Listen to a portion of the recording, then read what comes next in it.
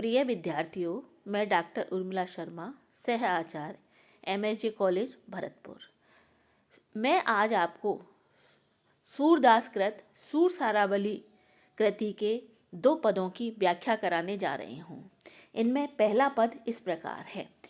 एक दिना ब्रजपति की पौरी खेलत हरि ब्रजबाल, माठी खाए बदन दिखरायो चंचल नयन विशाल, सकल ब्रह्मांड उदर में देखो ब्रजमंडल पाताल, नंद मेहर जसुधा रोहिणी पुण्य धेनु सकल ब्रजबाल, हृदय ज्ञान उपजो तब जसमति पूरन ब्रह्म विशेष, हरि उपजाई माया तब सब बहुरी पुत्र कर ले।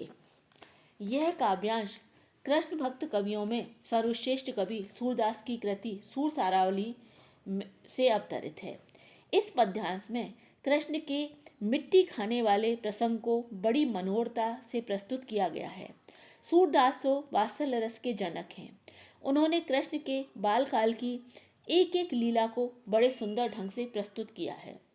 इस अवतरण में सूरदास जी कह रहे हैं कि कृष्ण ब्रह्म हैं, इसलिए उन्होंने मिट्टी खाने के बहाने ही माता यशोदा को अपनी वास्तविकता से अवगत करा दिया। उन्होंने अपना मुख खोलकर वह सब कुछ दिखला दिया जो ब्रजमंडल और संसार में दिखाई देता है।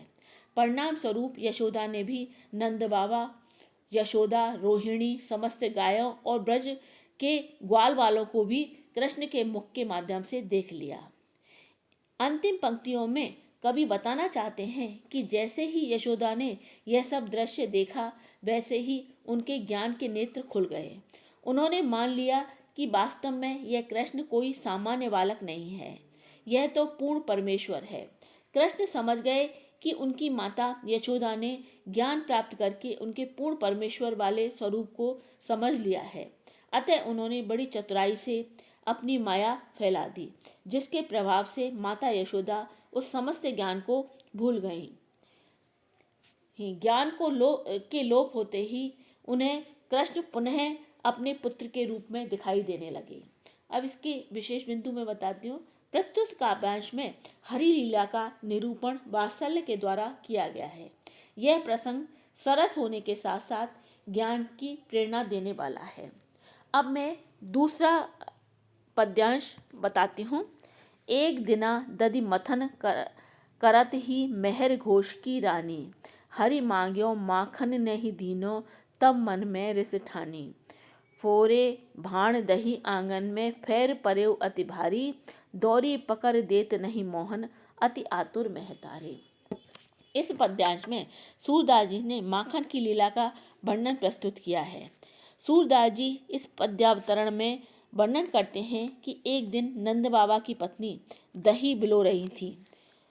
बच्चों, आपको पता ही है कि नंद बाबा के पास बहुत सी गायें थीं, इसलिए उनके यहाँ हर दिन दही बिलोकर घी निकाला जाता था। जैसे ही यशोदा माँ ने घी निकाला, शिशु कृष्ण ने यशोदा से मक्खन की मांग की, किंतु माँ ने उन्हें मक्खन नहीं दिया।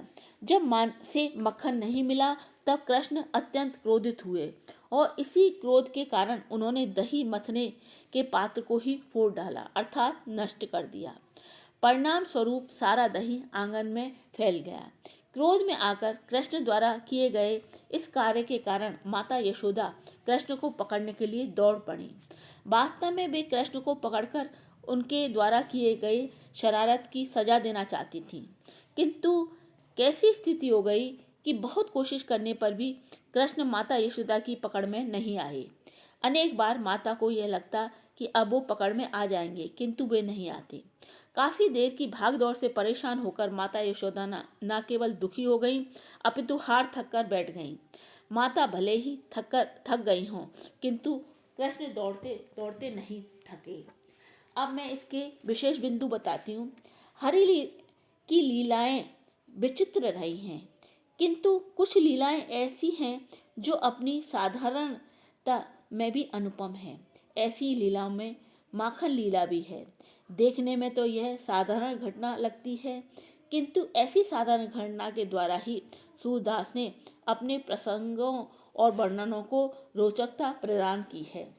सूर सागर के अंतर्गत भी माखन लीला का प्रसंग मिलता है।